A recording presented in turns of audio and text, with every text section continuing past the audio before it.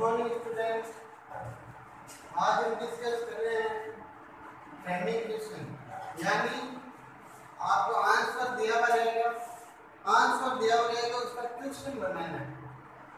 Normally हम क्या करते हैं कि क्वेश्चन दिया हुआ रहता है, उसके आंसर देते हैं, पर इसमें हमें क्वेश्चन बनाना, क्वेश्चन कैसे बनाते हैं उसको सीखेंगे। क्वेश्चन कैसे बनाते हैं, अगर आंसर दिया हुआ आपको उसको क्वेश्चन बनाना है तो आप कैसे बनाना होगा, क्या क्या उसमें प्रोसेस रहेगी, उसके बारे में हम डिस्कस करेंगे।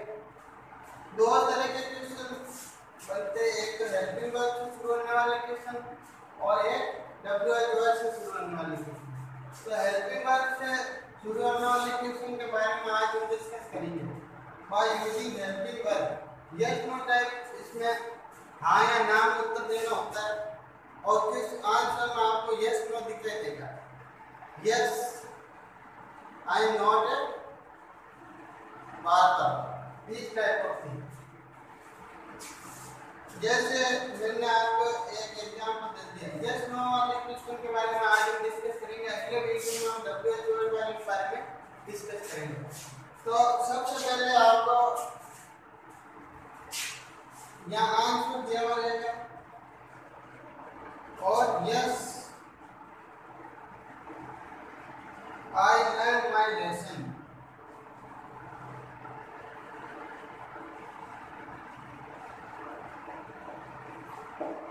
ये आपके आंसर है, yes I learn my lesson. अब इससे आपको क्वेश्चन बनाना है। क्या बनाना है? क्वेश्चन नंबर 1 बनाना है। तो क्वेश्चन बनाने के लिए आपको जो आंसर है वो तो आपको लेना है भाई। आपको क्वेश्चन बनाना है तो उसमें आंसर का कोई भी हिस्सा लेना नहीं है। तो ये जो यस है इसको इंक्लूड नहीं करना है क्वेश्चन में। हमें इस यस को इंक्लूड नहीं करना है क्योंकि ये तो आंसर है, तो आंसर हमें क्वेश्चन में थोड़ी बताना। अब हमें कुछ फॉर्मेट को याद करना पड़ेगा। जैसे ये लाइन है, ये फर्स्ट फॉर्म है, किस फॉर्म है? फर्स्ट फॉर्म है। हर सेंटेंस, हर वर्ड की 3 फॉर्म आती है, first form, second form, third form. Line line line, तो ये लाइन फर्स्ट फॉर्म है, और आई के साथ भी क्या लगता है, आई के साथ फर्स्ट फॉर्म मतलब टेंस के अकॉर्डिंग क्या लगेगा उसका भी ध्यान रखना पड़ेगा आपको। तो सबसे पहले लाइन के अकॉर्डिंग हमें हेल्पिंग वर्ब से शुरू करना है। तो लाइन में आपको पहले डू, डज और डिड, इन तीनों के बारे में कुछ जानकारी दें। डू प्लूरल, डज सिंगुलर और डिड प्लूरल या सिंगुलर दोनों अगर सेकंड फॉर्म हो। फर्स्ट फॉर्म हो अगर सेंटेंस में अगर फर्स्ट फॉर्म दिखाई दे रही है, तो आपको डू और डज में से एक का प्रयोग करना होगा। किसका प्रयोग करना होगा? डू और डज में से एक का प्रयोग करना होगा अगर फर्स्ट फॉर्म हो। आंसर में अगर फर्स्ट फॉर्म हो तो डू और डज का प्रयोग करना होगा। डू प्लूरल के लिए प्लूरल के साथ होगा, डज सिंगुलर के साथ प्रयोग होता है। सिंगुलर और प्लूरल के साथ अलग अलग यूज होता है। अगर यहाँ सेकंड फॉर्म दिखाई दे तो आपको डिड लगाना पड़ेगा। क्या लगाना पड़ेगा? सेकंड फॉर्म अगर दिखाई दे तो आपको डिड लगाना पड़ेगा। तो हमें यहाँ अभी फर्स्ट फॉर्म दिखाई दे रही है और आई वैसे सिंगुलर और प्लूरल दोनों में यूज किया जाता है, पर इसमें हमें प्लूरल में यूज लेना है। तो आई से शुरू हो और ये फर्स्ट फॉर्म में, तो हम हमें डू उठाना पड़ेगा। डू, अब हमें इसको चेंज करना होगा आई को। अब आपसे कोई क्वेश्चन पूछे तो आई का यू में कन्वर्ट करना पड़ेगा। किसमें करना पड़ेगा? यू में। क्योंकि आपसे कोई क्वेश्चन पूछे तो आई को कन्वर्ट करेंगे यू में। डू यू, इसमें फर्स्ट फॉर्म रहेगी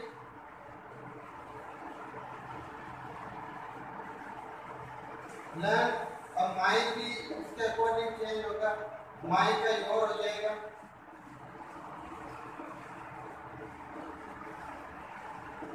ये हो गया क्वेश्चन नंबर 1 हो गया, जिसमें yes I learn my lesson.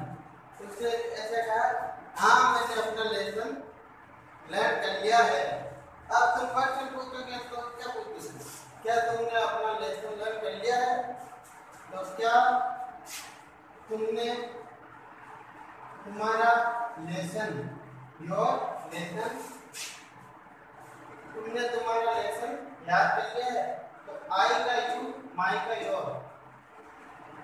अब आई और आई, इसका भी मतलब जो रूल है वो ये कहता है आई और यू के अकॉर्डिंग आई की फॉर्म भी है माई, माई का योर है।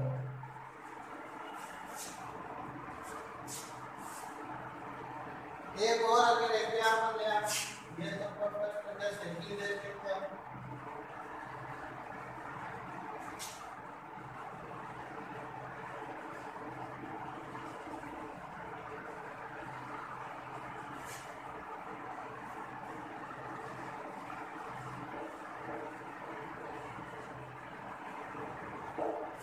अब यस नो टाइप है, यहाँ भी डाया हुआ है तो इसमें ज़्यादा कुछ ऐड करने की जरूरत नहीं क्योंकि डाया हुआ है।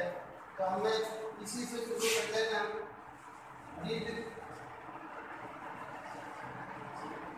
डिड से शुरू हो गया। अब आएगा तुमसे क्वेश्चन पूछे तो यू करना पड़ेगा। डिड यू,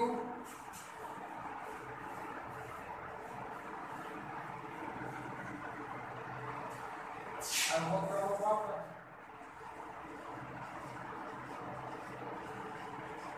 बस ये हो गया। Did you buy a book?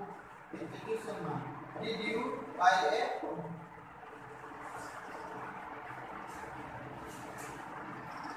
तीसरा अगर ले, yes I go to see the fair.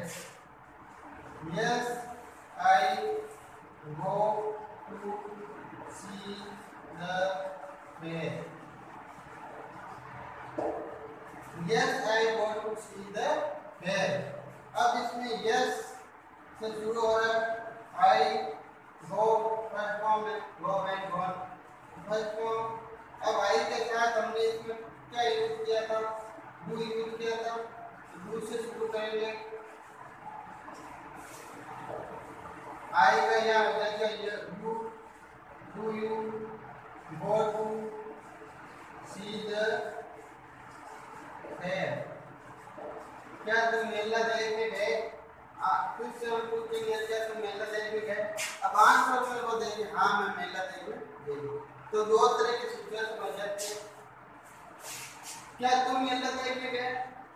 और आंसर देंगे हाँ मैं मेला देखने गई। तो इस तरह के जो क्वेश्चन बनाते हैं और ये है अभी हेल्पिंग वर्ब वाले हैं।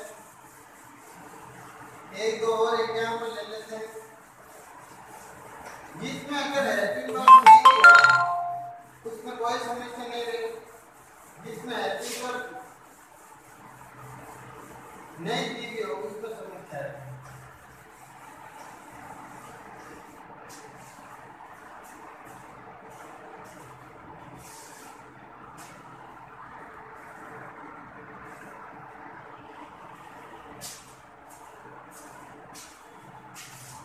चलो और एग्जांपल ले लेते हैं। No I did not go to Delhi yesterday. No I did not go to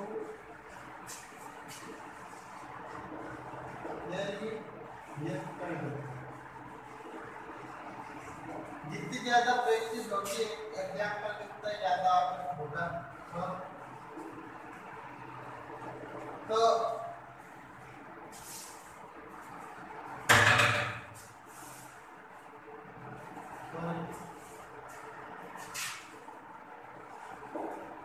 यहाँ डिड से शुरू करना, डिड पहले से डिड है। अब आएगा आपको पता है यही करना है, did you go to Delhi yesterday, ये हो गया did you go to Delhi yesterday, ये आपके हो गया। और एग्जाम्पल है,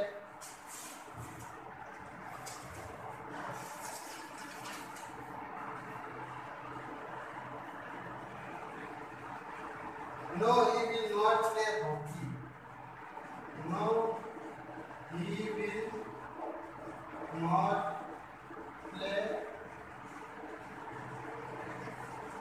hockey। तो यहाँ ये देखो विल है और जी है, आर में बी के साथ सेल होता है, बाकी के साथ विल होता है। तो हम यहाँ क्वेश्चन शुरू करेंगे will say. Will he play hockey, will he play hockey, will आगे ही इसके बाद प्ले हॉकी। आई और यू का थोड़ा चेंज रहेगा, बाकी जो भी दे जो क्या आता है वैसे वैसे हमें लगेगा। आई का यू करना पड़ेगा, यू का आई भी कर सकते हैं, वो सिचुएशन कर सकते हैं।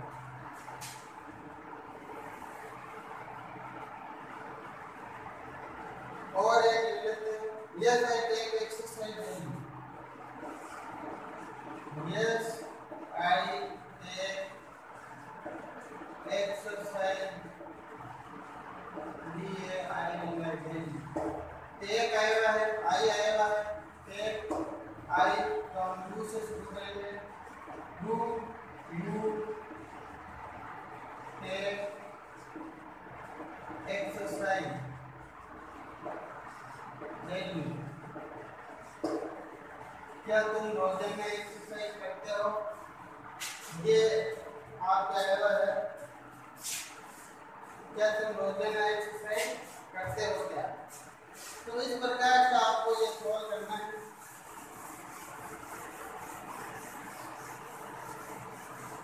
ज्यादा कोई हाइड पार्ट नहीं है, बस फर्स्ट फॉर्म सेकंड फॉर्म आएगा, यू का ये रखना है, बाकी जो हेल्दी वर्ब भी दे उसको वापस ऐसे कैसे यूज करना है। क्वेश्चन नंबर 5 क्या हो गया? तो इस तरीके से आपको क्वेश्चन बना सकते हो आसानी से, जैसे no I did not go to Delhi yesterday, तो डिड आगे आ गया, you go to Delhi yesterday, ये क्वेश्चन बन गया। will he play hockey? Yes I take exercise daily, do you take exercise daily? ये take है फर्स्ट फॉर्म में, तो टू से शुरू करेंगे। जिसमें हेल्पिंग वर्ब नहीं दी हुई है उसमें डू या डज से शुरू करना है अकॉर्डिंग टू सिचुएशन।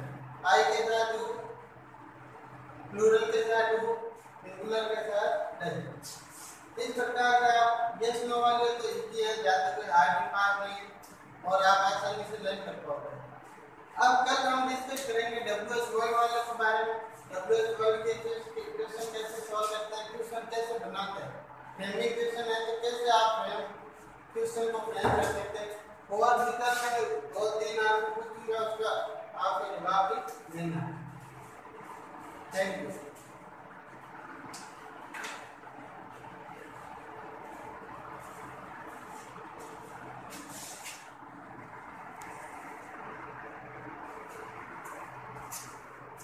ये एक एक्सरसाइज है जिसके आप घर बैठे प्रैक्टिस कर सकते हैं।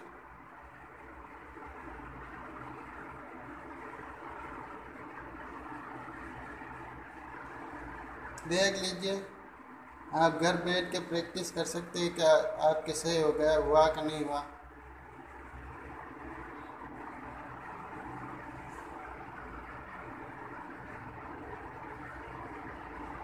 ये है एक्सरसाइज फ्रेमिंग क्वेश्चन की। घर पे इसकी प्रैक्टिस करें। नोटबुक है तो आप नोटबुक में लिख लेना और प्रैक्टिस करना। Thank you.